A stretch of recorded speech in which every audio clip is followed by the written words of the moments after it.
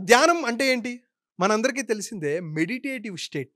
So, మనం ప్రీవియస్‌గా జ్ఞానముద్ర గురించి మాట్లాడుకున్నాం. జ్ఞానం అంటే నాలెడ్జ్, విజ్డమ్ అలాగే ధ్యానముద్ర. మెడిటేటివ్ స్టేట్‌లో మనం ఏదైతే హయ్యర్ కాన్షియస్‌కి వెళ్ళాలి, మనం పీస్‌ని పెంచుకోవాలి, యూనివర్స్‌తో కనెక్ట్ అవ్వాలి అంటే ధ్యానముద్ర అద్భుతంగా ఉపయోగపడుతుంది.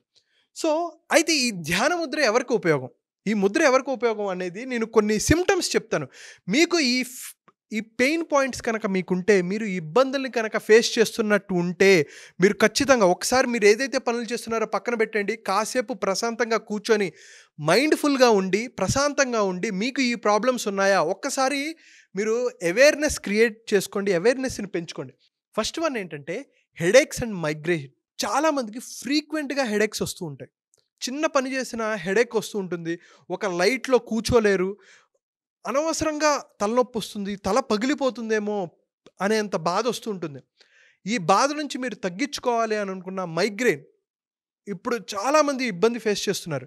ఈ మైగ్రేన్ గనక మీకుంటే ఫ్రీక్వెంట్‌గా హెడేక్స్ వస్తున్నాయా? మీకు ఈ ముద్ర చాలా చాలా అవసరం.